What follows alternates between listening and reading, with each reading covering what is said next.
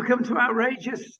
And yes, I'm glad he's not in a good mood because we get things out of him that we would not normally. But some of it's good, but he'll change by the end of the program. Apparently. Why are you shaking your head?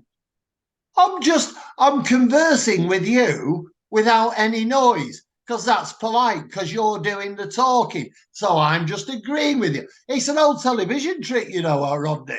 There we go. Like that. Michael. Yeah, I can see his reactions, viewer, and they're not very pleasant. Good job it goes off his camera because, well, we couldn't put it out. That would be really outrageous. I'll tell you what is outrageous, though. We'll go up to our wonderful friends the other side of the pond. And I said, well, it's both sides of the pond that affect, really. Everybody's talking. May I interrupt you for 1 second? Well, if you and say those discussions we might be having about womanhood. Womanhood? Or women. Yeah, it just brought me a cup of coffee thinking it's an apology. Like more than that, young fella, me lad. Yes, I mean, she'll pour it over your bonds in a minute, mate. We had we must explain. We had a green room experience whereby he wasn't behaving himself, and the lovely Andrea, who looks after, she's his carer. I've got to say at this stage, and like most carers, she doesn't care. Well, yes, there's been a bit of a domestic. He's not happy because he bought her a new hip this very year, private hospital, the whole lot, and she's now not limping as much. No, but she's got to pay for her sins, and I mean, it cost a fortune, didn't it? It did, and I'll tell you what. Right now, I don't want anything limp in our relationship. Yes, right. I'm going to go back to the other side of the pond. It's much more interesting, and mention the F word, fracking. And basically, you've got a situation there. The wimps in GB, UK, Grand Britannia have decided we can't frack, even though half the rest of the world's been fracking for years. So we've panicked and had to get some more gas in because we've got rid of our storage in the UK. And Uncle Joe's come along, and Biden fame, and charged a lot of money. And guess where he's got his gas from? Fracking fields. Can I say that? I've said it now. You did. I mean, we're going to talk about a lot of hypocrisy today. That's the first hypocritic oath that we can mention. Who's an oath? Who you calling an oath? Oath, as in TH. Oh, sorry. Yeah, Hippocratic oath. Yeah, we just talked about hips and hypocrites, and you said the F word, and I said limp. Oh, that's all right then, isn't it? Yes, he's fine.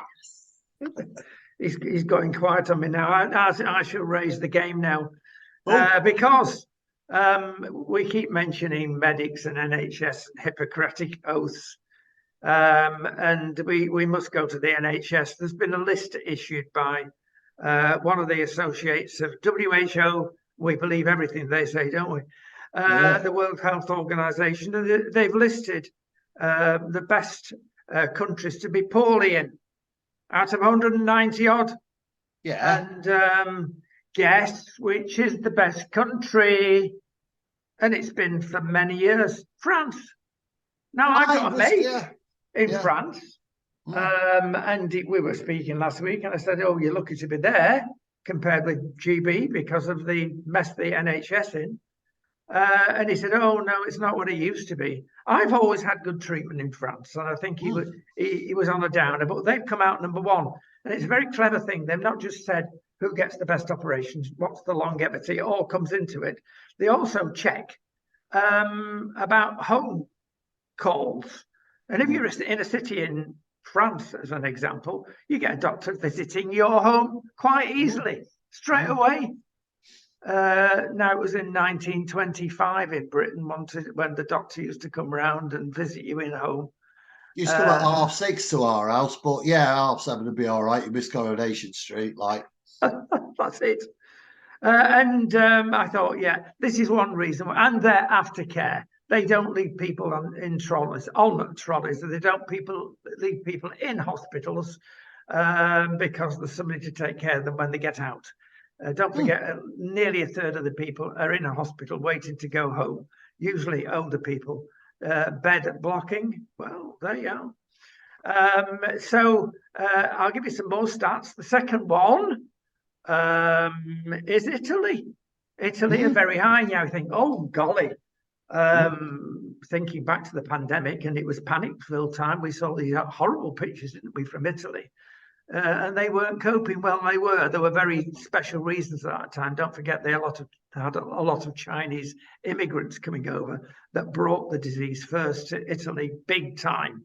So they had to pay the penalty for that. So, but generally speaking, I've got pals in Italy. They are very super pleased. Number 7, Spain. Now, if you're in the top 50, it's not bad. But if you're in the top 10, you're top. Yeah. So that's nice to know. We know how good it is in Spain here. So do you. The US, where's the US? 37. Useless. 10. Really? They're coming at 10? 37. 37. See, yeah, I need to go and see somebody about my hearing. Yes. Well, 37, is that the truth? And you have to pay for it privately, and it's rubbish. Well, I mean, they do. When they get it right, they get it ultra right, because they've got some very special specialists over there, and they will operate on things that nobody else can do in the world. So that it all comes into it. But 37 is not 7 or 2 or 1. You know, on the list, I couldn't find GB. Perhaps they've taken it off. Perhaps they've taken the dear old UK off. But I tell you what, it's nowhere near 37th, unless I am in error, but perhaps that will be pointed out. I could not find the dear old UK. We don't get a mention. Well, it must be there somewhere. Perhaps they've hidden it. Whose list is it? WHO. There you go. Basically. Well, so be careful where you get poorly, everybody. And yes, I'm lucky. I don't really get poorly. I used to suffer from hangovers a lot, but that was about as poorly as I got. Then I stopped drinking and I didn't have them, so I've not been poorly for years. Having said that, I had a dental problem in Central Europe. That was sorted out with it. This is the way it happens in Europe rather than it happens in Britain. I phoned up a dentist, a Slovak dentist, and I was in within 24 hours, had treatment, and it was all done perfectly. I had aftercare treatment, etc.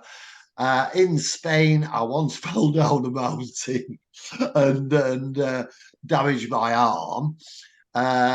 Instead of lying on a grass verge for 3.5 days waiting for an ambulance to turn up, as you would in Britain, I was in hospital within half an hour, had my arm sorted out, gone. But even though people say there's no aftercare service in Spain, because they expect families to look after each other, there is an aftercare service. I just had to go and seek it out. And when you got your arm like that and you feel like, and you seek things out and I got that. In France, I've never been ill, so I don't know.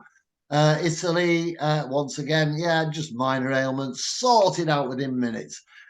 Within Britain is just another personal experience. Nothing serious. It took a friend of mine, I want to say personal, I'm talking about friends of mine, a friend of mine who suffers badly with eczema, to get the proper treatment, which is now working. Took over 12 months of constantly going to the surgery. This is a matter of eczema. It's not a matter of death or some major surgery like you're talking about in America that could do. This is eczema. A year to find the right medicine. It's awful, and you can have a cancer and wait a long, long time. Yeah, and that is serious. Anyway, we're going to go up in an airplane now. Oh, wait. Oh, yes, a lot of people get very worried in an aeroplane situation about the pilot. And if you're worried about the pilot having eaten a bad meal, don't eat the fish. It's back to Airplane, the film, of course. And it's remarkable how true it is, because to this day, most airlines have the rule that the pilots either have a special diet rather than the guests in the back of the plane, or if they both wanted the curry, then the co-pilot has to wait at least 3 hours before he starts his curry after the pilot's had his curry. So there are things, and you think, oh, come on, they're exaggerating somewhat. Well, actually, into Heathrow Airport alone, every year, just one airport in Britain, there are 30 to 50 pilot incidents of this nature, whereby one becomes incapacitated by eating something bad. Yeah. So while the other is on the loo in the back, obviously balancing the landing, presumably, the other one is steering in the front. It's yeah, I understand that, and I don't see why there should be any difference. If you are a bus driver or God forbid an HGV driver, and you set off on a journey and you are restricted by the state of your stomach or whatever, then you have to stop. You can't continue. So I assume that if you're driving a boat, then you have to actually stop if you have the squitters and can't concentrate on what you're doing. Shouldn't be any difference for. There is a big difference. Being a boatie, we incorporate commodes in all the driving positions. I have to tell you, and this is a true story, an aside, we are going to Chester in a few days, just for a couple of days, just because the glorious Andrea, who I might not take now because I'm falling out with her, wants to go to the Christmas market. So we booked a nice hotel. Anyway, when I worked in Chester for a while, and the mayor at the time, this is the truth, his name was Commode. And now you can look this up, you can check this out. This is absolutely true. I knew his daughter very well, not in a biblical sense, but in a very, she was friendly and nice, and we got on really well. Her name was Honor. Yes. It's true. He was called Commode, and he didn't really have a sense of humor, so he called his daughter Honor. Yes. The old ones are the best ones. It's true. Well, I'll tell you what is true, and going back to France, actually, Rumble in the jungle have fallen out with the French government because the French government says we don't like these alternative websites. So in other words, if you're not YouTube, which just takes you off if you sneeze, and all the other social media, if you say anything out of line, you are taken off. The French government has started it. Now Rumble will let both sides of the east and west, the right and the left, to have a shout on their videos. But the French government didn't like it. Macron, of course, and he says, right, you're not doing that. We're going to take you down and not let you participate in the French way of life. So rumble them first and pull the plug and say, well, if you feel that way, nobody can get Rumble in France. We won't miss you. We're only responsible for 1% of our worldwide audience anyway. But the thing behind this concerns me, Leigh. Nobody likes Mr. Putin. Well, perhaps Mrs. Putin does, but not many people like Mr. Putin. But you've got to give, voice, unless somebody's going to die. Perhaps they are, by saying, well, Putin thinks this way, Zelensky feels and thinks that way. But, when we're talking free speech, I think France, well, don't forget France have got their peculiar eye in the first instance on Russia. They've fallen in love with Russia many years ago, and they started off on that tack. They appear to have taken the opposite view. So fleeting alliances because of government interference in our lives, They shouldn't interfere and take these websites down unless they're doing direct damage, surely. I don't. I think you've just hit the nail on the head. If they aren't doing any serious damage, there is no serious reason to take them down. If they are doing serious damage, then there is a reason to take them down. The facts of freedom of speech went out of the window the day social media came about, and I can hear all the social media people going up the wall there.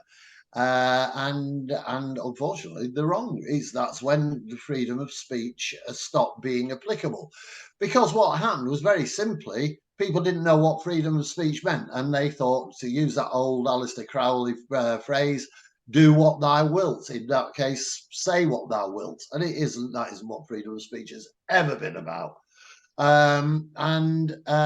People started doing that, and ultimately, after 20 years, people started to have to realize, hang on, we're not in this Wild West where nobody can get us. We are actually subject to the laws of the land that we produce our work in, and or our website in. And it then became a draconian way of controlling defamation and bills. It became draconian. Yeah, that's it. You're banned. Why? Because I got the wrong name of a tortoise. As we know, that is a true story.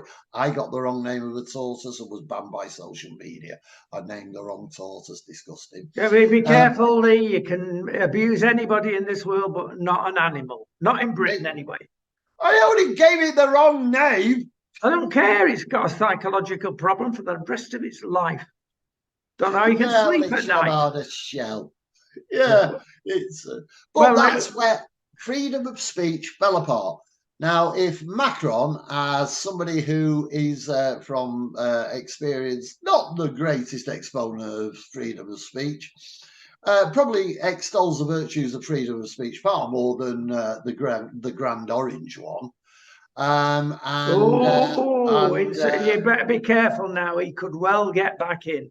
I thought he would not stand again, but he did, and he could get back in because, don't forget, House of Representatives, the Republicans, and nobody expected this after the vote, have actually won that, and the wonderful Pelosi woman has gone exit stage right. Most people are glad about that.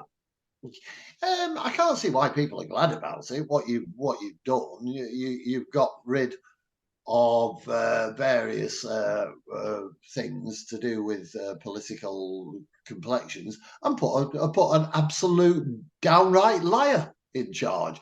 No, that again, as we say a lot, isn't something fresh or different within politicians, but surely it's the time to say, hang on, this man. I mean, you're referring to the Donald again, are you? Are you saying he doesn't lie? Well, no, I'm not saying that at all, but all politicians lie. Why single him out? Because listen, lady, this is his age. He doesn't listen. What I said was, why put somebody like him in charge when he is known to lie? And then immediately I said that he's no different than any other politician because they all do. But what the question was very simple. Why put a known liar in charge of your lives when there possibly other people? You tried putting an idiot in. You tried putting somebody in. They've got an idiot and it's called Biden. Sorry? I said they've got an idiot in. He's called Biden. Come on. That's what I've just said. You're not listening to me. He's talking over. Listen, it's been a bad day in the house of the damned. And Andrea, all is forgiven. Come back, dear.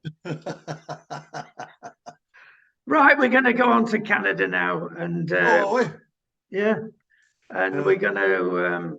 It's all to do with. And before we attempt this section, Leigh and I are the most unracist person on this earth. It may appear at the end we are racist. No, we're not. We're just pointing out stats. Let me give you some Canadian stats where woke is on steroids. and of course our gentleman Trudeau, who got an elbow in the ear hole, of course, from the Presidente of China, big time, quite right. What are you leaking stuff for? To make me look stupid, he said, and then had to crawl off in the background. Interesting footage, that.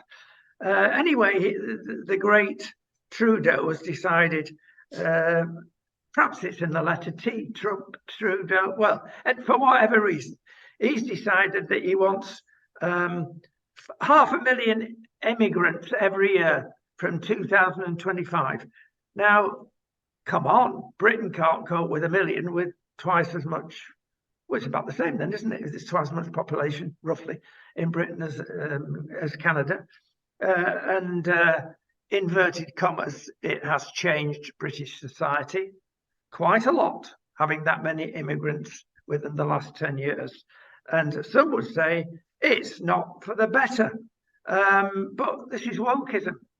And the other thing that's come out of Canada this week is child meds. Now, cough mixtures, we have things like Calpol in the UK. If you get a cough, give your kid a Calpol and it'll bring the temperature down. And you've got children's cough medicines. Well, they're running short.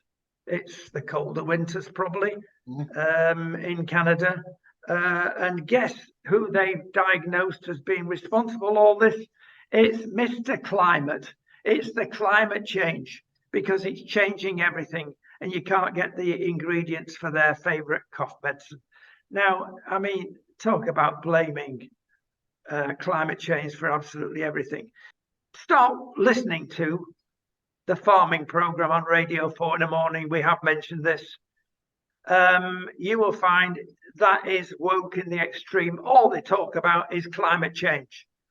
Set aside fields, which cost the country a fortune, which don't work. And then they say, how much are you, what are you doing with your slurry? Can I say that? I've said it. And they, if you work it out, about a third of the domestic product gross is going on greens. You identify how much extra work is involved in making you completely inclusive on the green menu. It costs a fortune to be green. The last thing we should be doing now is to keep on this green menu.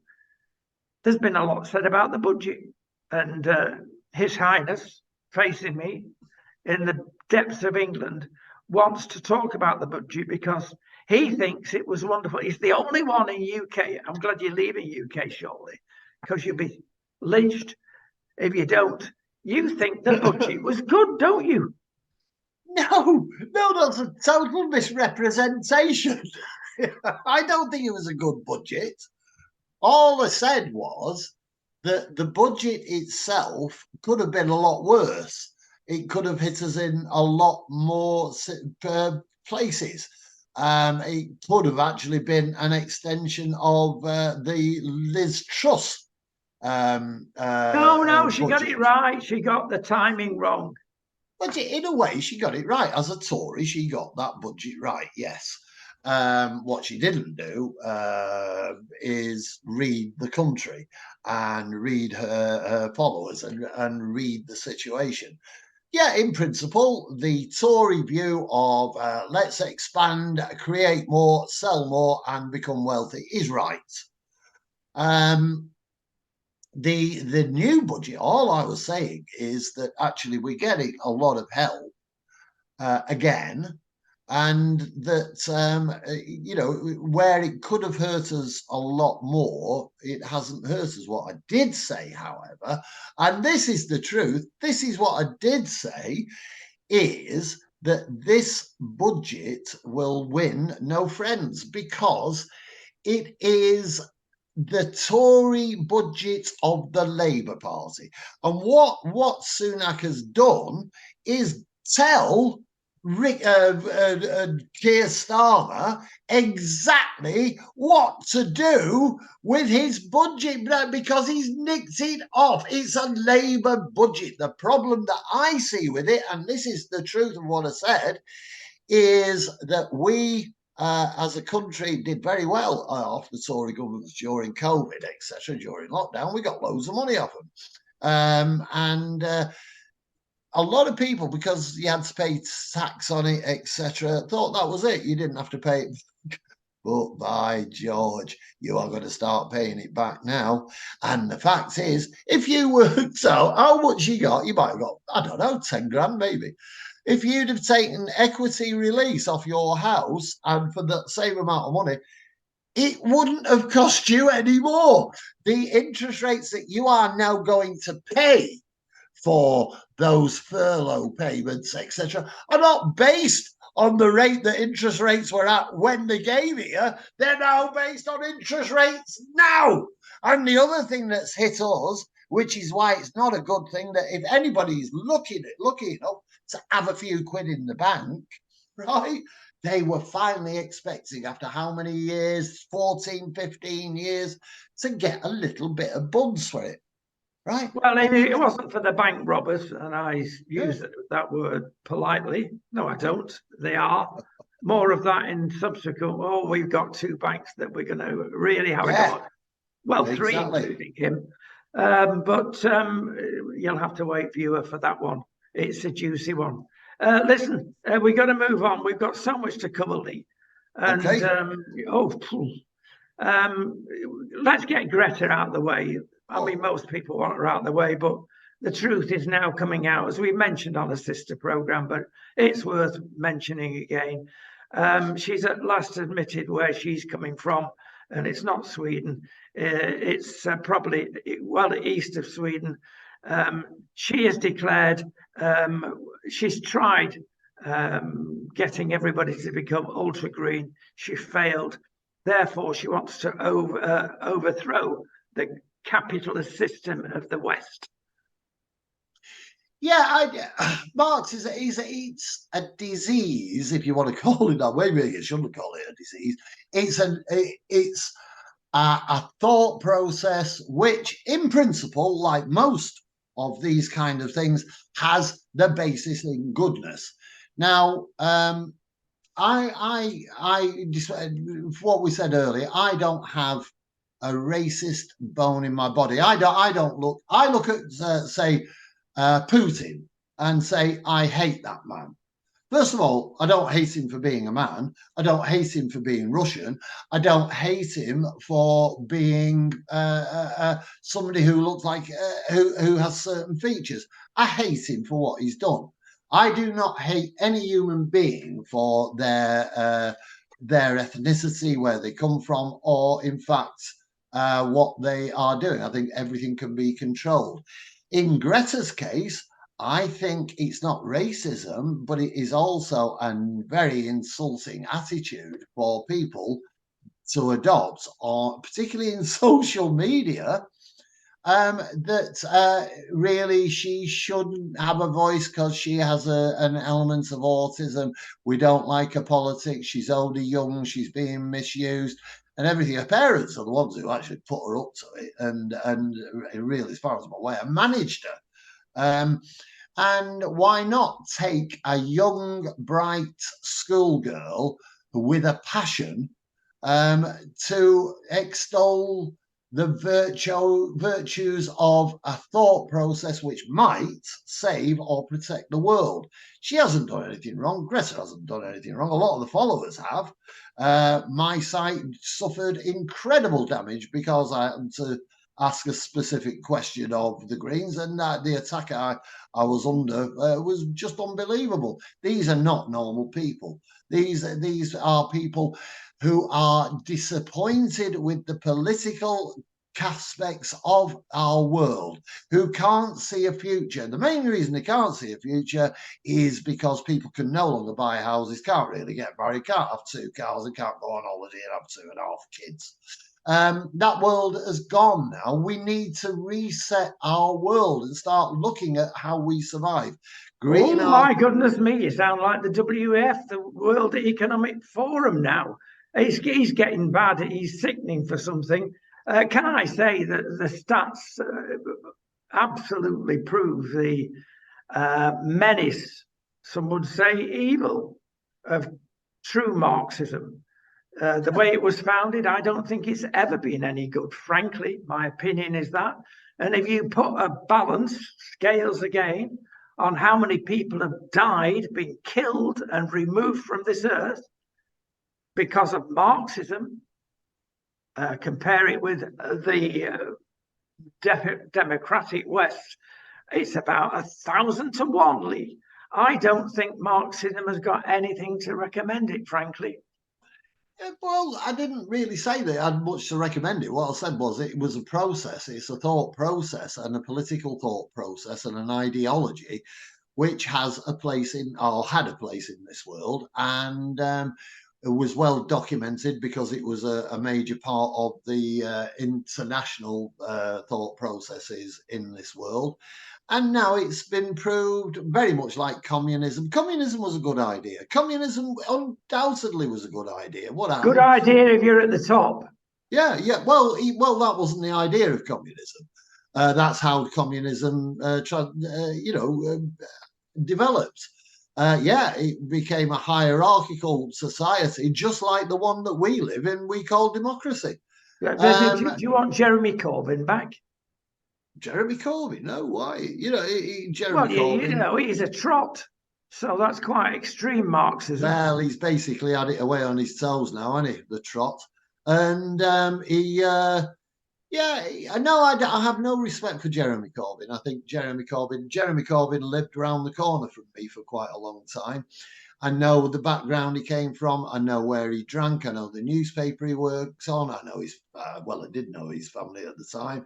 I know a lot about him. And as a multi-millionaire trot, if you want to put him that way, I find it very concerning. I find it very concerning that Keir Starmer's a multi-millionaire. I find it very disturbing that Donald Trump is a billionaire, as far as I'm aware. I find it very sad, but actually quite fair that...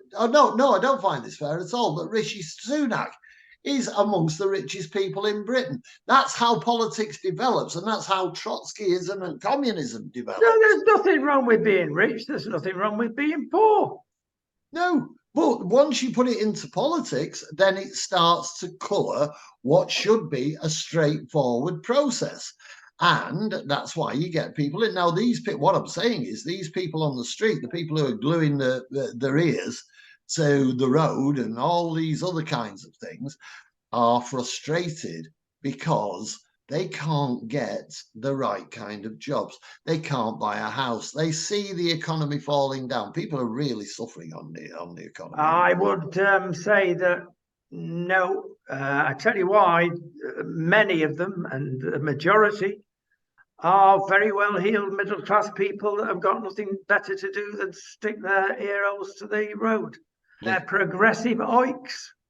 Yeah, I agree. Yeah, particularly the people who want to warm your house. They are middle class. And why the middle classes have always been a powerful political lobby who could go left or right depending on how their lives is fitting in with society.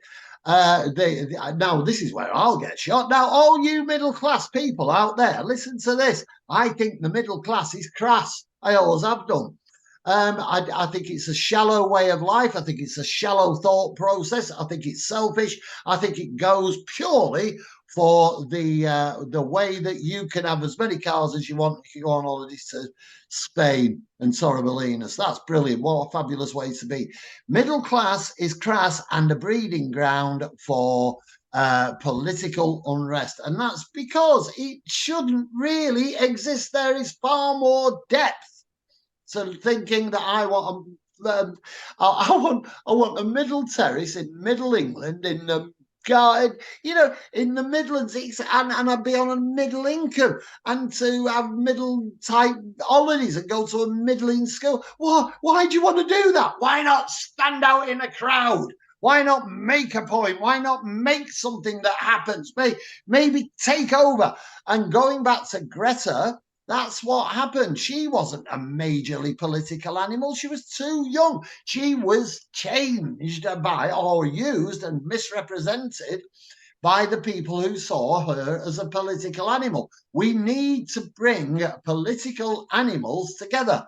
And when the majority of them, like Jeremy Corbyn and Rishi Sunak and Donald Trump and all the others, are billionaires and millionaires, what chance have we got? We really need somebody who A, understands politics, B, understands business, and C, understands people.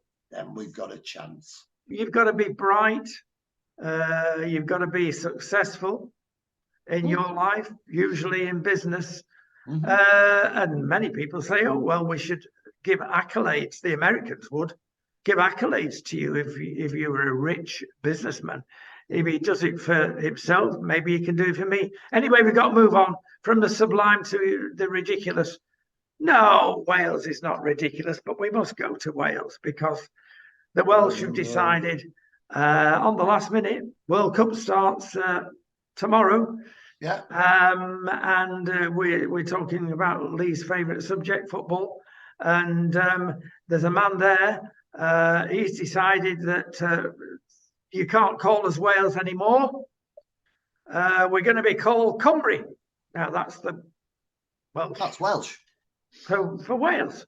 Yeah, Wales. Why can't they call themselves that? CYMRU. Now, if you put that, I mean, that's so phonetically non-English. Certainly a foreigner, never mind the English, would struggle with that one. But why is he suddenly decided? Well, he says because the Welsh language is in renaissance. Rubbish. 19% of people are able to speak Welsh to some degree. Over 80% can't, won't, don't want to. It's being forced on the nation with their schools. It's causing havoc in many areas. We're very well used to this, having lived in Northwest Wales, where it's particularly difficult if you're an incomer, a comer in. And guess why he's done it? Well, I've got my own opinion. I'll tell you what it is. He's an Irishman. So the head of Welsh, yes, I laughed as I did it. The head of the Welsh football emporium is an Irishman who is learning Welsh. Now you tend good on him. Yes, you tend to find this with the extreme evangelical movements of whatever political part of the spectrum you're on. If you're a convert, you're twice as lethal as an indigenous within the terms of the Welsh language situation. And it's crackersly. It's another daft thing. Language separates. It doesn't make you communicative to other parts of the world. Let's take you back to a time that you will remember, which is approximately about 5,000 years ago, when there was a set of people in the Middle East who built themselves this big tower of Babel. And would you believe Strasbourg is modelled on that? Now, it is, and so is the cheese. But that as well. Yes, we'll let him get away with that one. Now, why did that happen? Well, if you're an aficionado of the dusty old book, the Bible, the Old Testament, it will say that the peoples of the nations in the Middle East at that time got above themselves, and God wanted to bring them down. And it was very clever, actually. How can we stop all these brilliant people who spoke one language and found help in that? Let's divert them into many, many languages. So everybody was speaking blah, blah, blah, or whatever, and it spread. And now we got thousands of languages. Now, ask yourself, Clever that was, wasn't it? If you want to disrupt things, you've just got to go to a session in European Parliament and see all the headphones, and they're describing and translating, even to the nuance. Being a translator, believe you me, they want an award. They need a Nobel Prize. Well, it's an interesting point you're making. What is it that you're asking for exactly? Are you asking for a universal language? Because Esperanto didn't do very good, did it? No, it failed miserably, didn't it? Yeah. So what you're saying, that the languages of the world should now be vanquished and we have one universal language? Well, we have, Leigh, don't forget, it's English. Well, yeah, English is the business language of the world. Chinese is taking it over fairly quickly now. I know business-wise, the majority of people are having to, or the astute business people are starting to look at Chinese as a language. But you can't take away language from the world. That's the beauty of the world. And talking about the Tower of Babel, that fabulous little round cheese, then that's part of the history of the world, and the history of the world is very important. We are different people, and we shouldn't be prejudiced because people are different. Different colors, different ethnicities, different religions, different thought processes. That's the beauty of the world. I've got a question for you. I've got a question for you.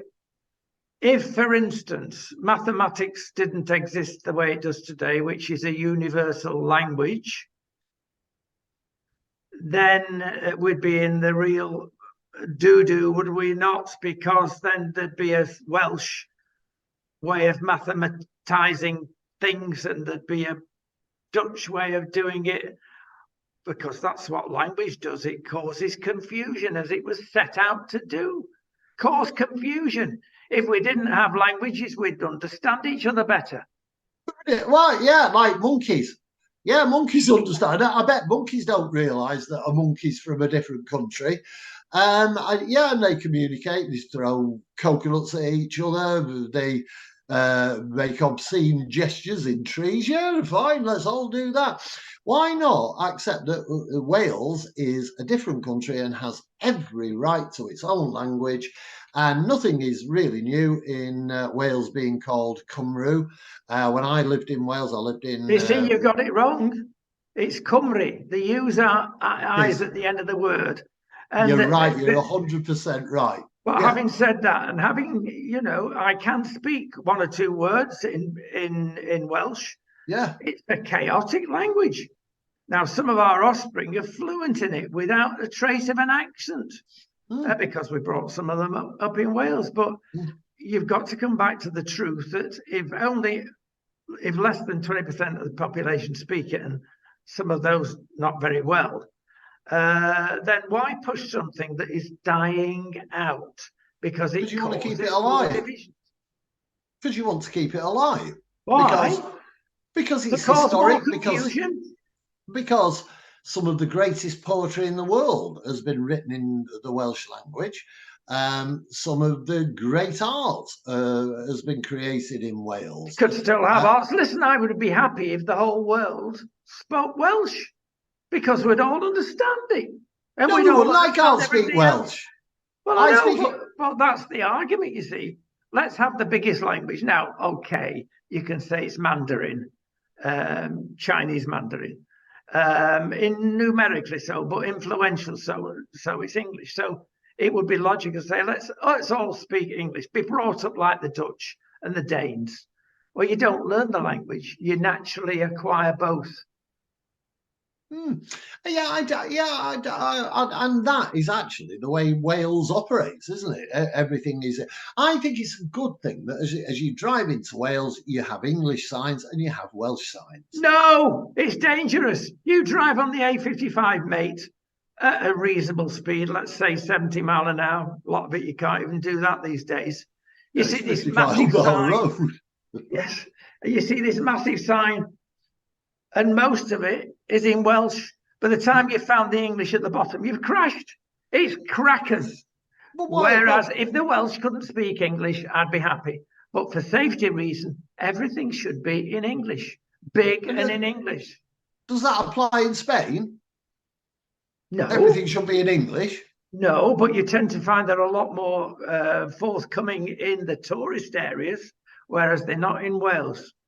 There will be signs everywhere in English, even in Spain. Don't forget, Spanish is spoken. It's the third biggest language in the world. Yeah. But why? But why not ban Spanish? Spanish is a very, very. I did a lot of work with a Spanish business school in Madrid quite a long time ago, and at that time Spanish was seen as the language of the future within business, and it certainly made its mark and has had its effects. That's a good thing. Well, do we ban German? Do we ban? Do we ban Ukraine? Do we ban all Eastern European languages and make life easier? But then how now, in a good way, I see this as a very good thing, although I don't agree. I can see the benefit of it, and the benefit is be very difficult to be racist against people who spoke absolutely perfect language and had no language of their own. And would you still want to kick them out and make them go back to their own country? Or would that destroy the whole of racism? Yes, if it destroys racism, let's bring it in. Let's all talk one universal language of love, respect, and kindness. He's going back to the 60s now. He's smoking his pot. He's there with a flower in his hair. Yes, I am a hippie. I am an elderly hippie. Look, I look like Sponge Pant Bob. It's just the way things are. We need to be nice to people. We need to be kind. And if that means changing a language, that's fine. The problem is the Welsh don't really, or there is a proportion of Welsh who don't really want to be involved with English.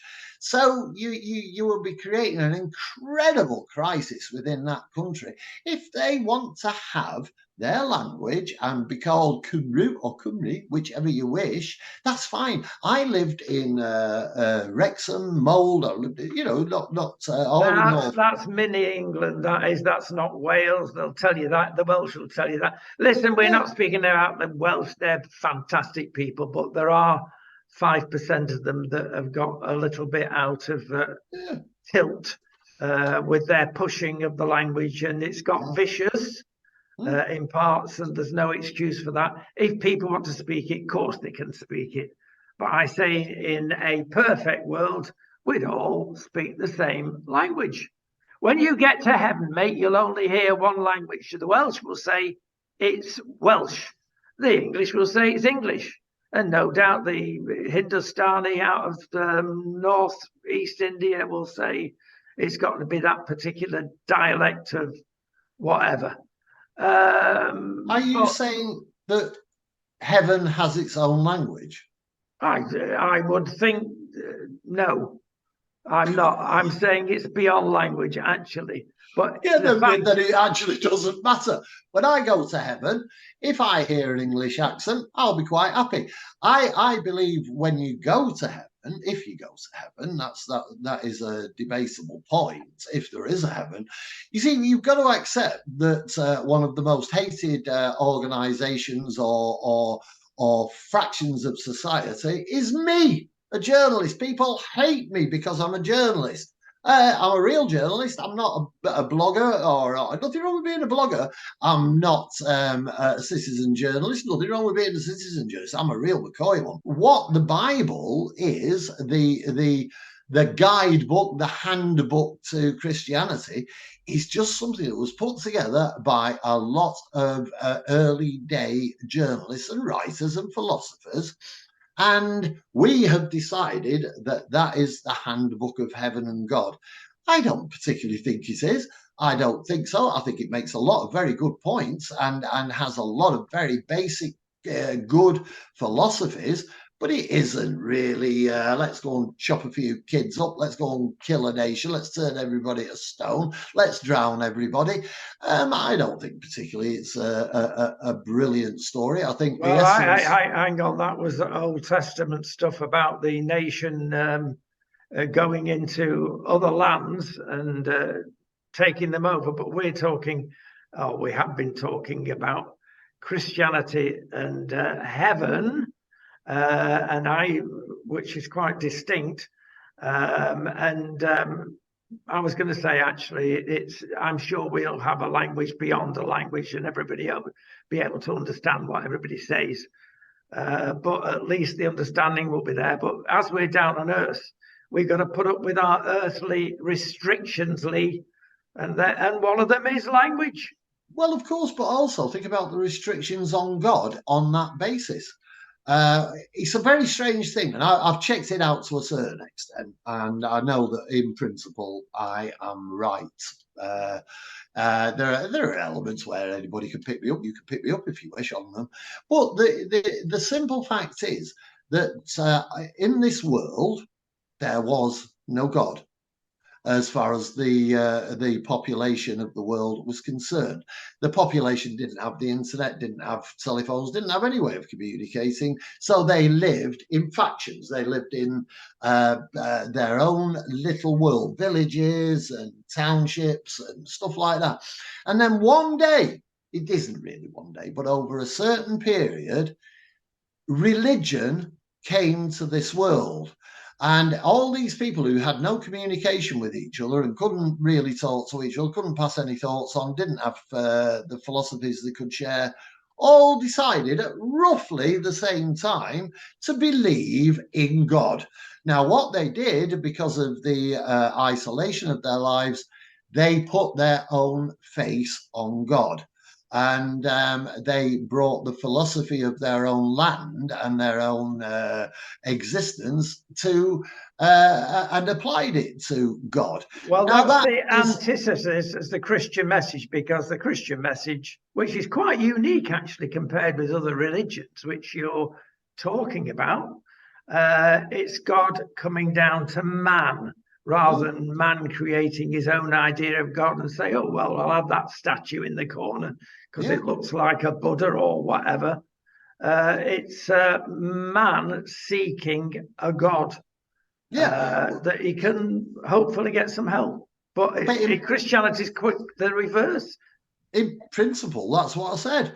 I said that for a certain period, there was no God as far as the population was concerned. That didn't say there wasn't a God. I said as far as the population was concerned, there was no God. That's based on simple fact that that people didn't know about God. People didn't worship a God until God came on the scene. And that God came on the scene and had many, many faces, like the gods in India, where I think it is, 36 million faces of God. I apologize if there's only 18 million, I can't remember. But there are millions of faces of God.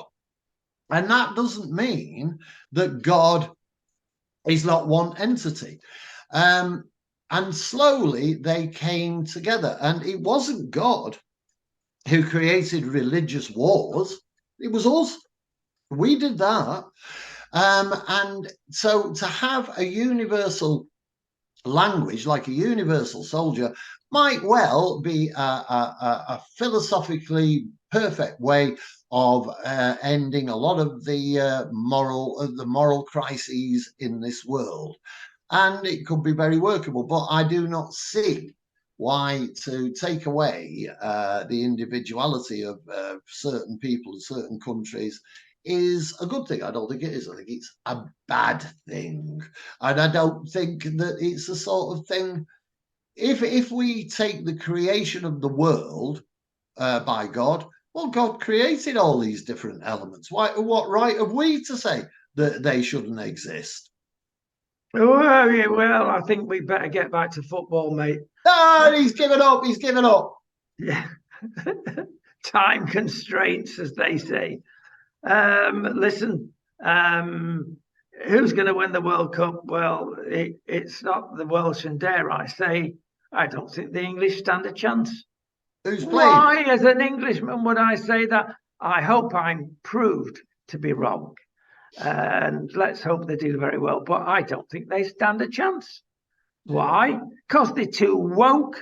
They're the wokest team on this earth. It's madness. They fly in with a rainbow painted on the front of the aeroplane because they want to make a point. You can't see it. It's about that big on a great big aeroplane. And then our Capitan of the English football team is going to wear a love rainbow type badge on his to make a point. And I think it's the biggest sign of hypocrisy. I bet they dared kneel like they've been doing all the way over our wonderful heroes. They're too woke. They're not tough enough. They won't do everything. If you had reality in your life, English team, you wouldn't go to Qatar if you felt that badly. You'd stop at home. What hypocrites. You're going there because you're going to get some dosh. And you can say that for half the commentators. It's a disaster, the World Cup. Sepp Blatter has left behind quite some history. And he decided what a disaster it is. I agree with you almost completely on it. Yeah, it's I have no great valuation of the World Cup. In my life personally, I have no interest in football, never have had, and never will do. So the World Cup is a bit of an anathema to me. But to have a situation where people have died in the build up to it and have been treated badly, and for our heroes, and particularly commentators and pundits, to go over there and get paid up to £500,000 is a figure that I heard, and more because of the length of time that they're involved, is pretty shameful. Yeah, it's shameful that in fact it was allowed to take place there in the first place. And that should be looked into and people should be investigated for it. But beyond that, where is the problem? If a group of, you see, I don't believe that anybody within the football fraternity, one person stood up and said, "Oh, let's put a rainbow on the front of that plane," and everybody went, "No, no, no, no." And so one bloke went on and painted the front of a plane. That didn't happen. That didn't happen. It was a decision made by a group of people to do something, and then they had the go-ahead from their body, their authority body. Then they had actually the go-ahead of businesses to do that. Well, there's nothing more stupid than a stupid committee, and so many of our companies and associations and NGOs are made up of committees. And it's like the old saying, Leigh, look at a sublime, streamlined racehorse and compare it to a camel. And the camel, of course, has been designed by a committee.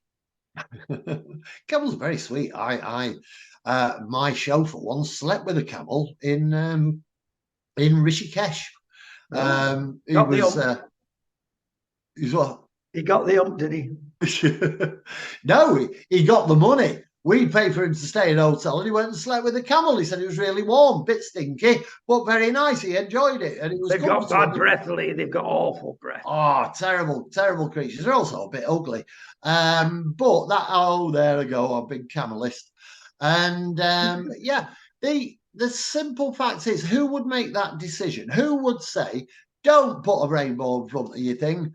Don't do a bit of a kneel at the beginning of your match. Who would say that? And what right have they got to say that beyond the beyond the rights of the individual to express what they want to express, particularly if it's a conglomerate expression of their feelings towards society? Who's going to decide that? Maybe that's why the Football Association or whoever it is who does it. I don't know who does a World Cup. Don't look at me like that. It's one of them football thing people, isn't it?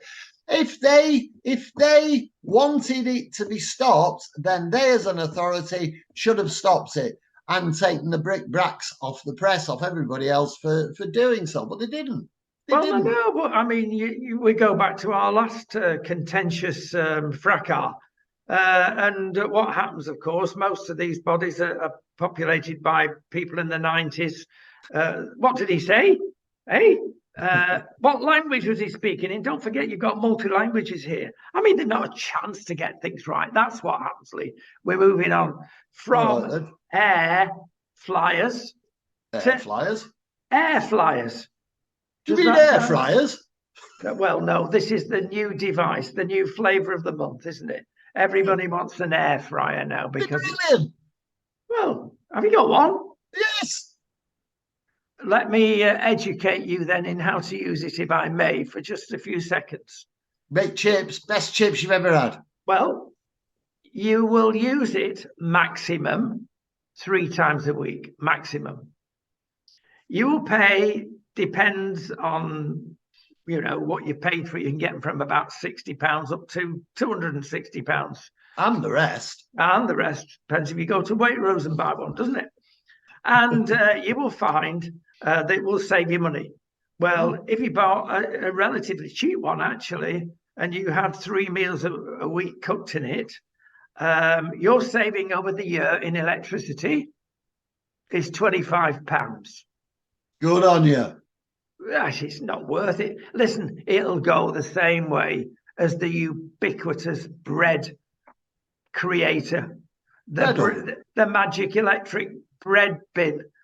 You use it for a week and then you forget it. It's stuck away on the shelf. I know exactly where you're coming from. Having said that, we use our air fryer quite feasibly, about what you said, about 3 times a week, and it's not a particularly expensive one, so it might save me 25 quid a year. But I also, in this room, in my studio here, I have 1, 2, 3, 4, 5, 6, 7, 8, 9, 10, 11, 12 light bulbs. I actually have 1, 2, 3, 4 of the light bulbs on. Therefore, when normally I would be sitting in here with 12, I've saved on 8 light bulbs. My outside lights I don't use. I'm trying to think what else we've got that saves us money. We turn things off. So my 25 quid saving might be up to a couple of £100, might be up to 300 quid or more. That's the way of the world now. To a lot of people in Britain today, that £300 or £400 can make a lot of difference. When you think, let's be sensible, it's 40, 50 quid a week. 40, 50 quid a month. And that is a difference to people. Therefore, you should be looking at air fryers are fine. I can cook bacon in mine. I can do boiled eggs in it. I can do anything, almost anything. I've not found anything I can't do in my air fryer. But what it does mean, I don't use my oven on my traditional cooker. I've not used it since we got one. Have you tried having a sauna in it? Having a sauna? Yeah. I'm going to try that. You said you can do everything. I'm going to do that later. Oh, all right. That's on the agenda. Why? What do you mean have a sauna in your air fryer? Well, you said you could use it for anything, but obviously you can't. Listen, I've saved this till last. Elon Musk, what a man, richest man on earth, has bequeathed to us the Tesla 3. And let's see how long that lasts. He's done lots of good things and some bad things, no doubt. But one of the good things he's done is, in my opinion, again, is that he saved money with his staff. And the first thing he did, first 2 things he did was, we're going to save money, folks. There are too many of you working here. I only want people here that are prepared to work from the office 40 hours a week. Oh, the joy of that. What an employer would give for that kind of a regime in England. If you think about it, why shouldn't there be, for goodness sake? The pandemic's gone. Why do you want to work at home? Well, he's just said, sling your hook if you don't want to work. And they have slung their hook. Yeah. Not many of them. But they have slung their hook. And he says now, of course, the people that have gone were not really interested in the company anyway. So, ta-ra. Now, he's done that. And he's also freed up the lunch situation because everybody was having lunch on Elon. And it was costing him £10 million a year. Free lunches. Lots of those around. And here we are. He's found out that only 25%, 1/4 of his employees were actually, even on a good day, coming in and having the lunch. So he had loads of cooks, chefs, waitresses just hanging around doing nothing because nobody turned up. He's in trouble, of course, but I don't think he should be. If less than 1/4 of your overall average people want a lunch, he says, no, you can pay for one if you want, but I'm not doing that. So he's come in, he spent 40-odd billion on buying Twitter, and he's doing what any businessman should have been and would have been doing had he owned it earlier. I think Elon Musk, or Elton as he's known generally, because he's got a girl's name if he's not called Elton, and he, excuse me, is a very, very good businessman. Nobody can take that away from him. He's a visionary. He has ideas beyond the norm and commands a lot of respect and a lot of time. He also is not afraid of controversy. Should he have said there is a responsibility for any employer, and I've employed people in the past, and the responsibility is that we, as an employer, you have to look after the people you've employed. You have to guarantee the wages, you have to guarantee the job, you have to look. And what you need to do as an employer, particularly in any kind of media industry or creative industry, you have to employ the right people. Now, Elton took on a load of people that he hadn't employed. And because of the way things had gone, he saw that things weren't really working out the way they should do. And that's what's called a new brush coming in. And that's what he was. He has a commitment to his employees. The employees have a commitment to his business, if not to him. And really to say, yeah, I'm expecting you to work 40 hours a week for the money I pay you, and potentially also come into the office, etc. He's not unreasonable. He's not unreasonable. But if he found out that a massive percentage of his business wasn't operating properly because of the way they are, perhaps he shouldn't have done the draconian thing and just got rid of them. Perhaps he should have given them a bit of time to prove themselves and done a bit of training and stuff like that. Having said that, certainly within the media industry generally, that doesn't happen. That just doesn't happen. Yeah, you get people say, right, I've had enough of this. I want my own people in. I want new people in. I want people who think like this. And they go ahead with that's how a business thrives. The famous four-letter word, next. Is used quite frequently in the States. We don't use it. The unions are too strong. Perhaps the truth lies between the two. One goes back very briefly at the end to the halcyon days when we had our big Commonwealth. Well, before the Commonwealth, we had our empire. And there were really good people like Cadbury's and Fry's and all these other massive firms that employed people making chocolate. We should go back to making chocolate in Britain. Very satisfying. They built houses and towns and villages for them to look after them. That's how it used to be. It wasn't dog eat dog or even dog eat chocolate. And it worked, Leigh. We've lost our heart, maybe, have we? Well, to be honest, and this is something we've never shared. I've never shared with the ladies and gentlemen and everybody else who's listening. The village of the Damned is actually the home of Cadbury's. 3 doors down from me is the very first Cadbury's factory. 2 miles down the road from me is a major Cadbury's factory already still there. Yeah, and Cadbury's did a lot of good for there, just as Port Sunlight in near Ellesmere Port or the Wirral, not quite sure actually where I think it's on the Wirral. Ellesmere Port, it is, yeah, and you can smell it from a distance. Can I say, can you smell the chocolate or not? That's a leading question, isn't it? Is that like smelling the coffee? I don't. Yeah, no, you can't. You can't actually smell the Well, chocolate that's as you no drink. good. We used to live, I must say, next to the Vimto factory Oh, ho, on the edge of ho! Trafford Park, and you could smell it quarter of a mile away. It was gorgeous. And of course, it's an anagram for vomit. We used to call it the vomit factory. Listen, on these important issues, we've got to go. Leigh, it's been a joy again. Yeah. And we'll see you next week for more outrageous stuff.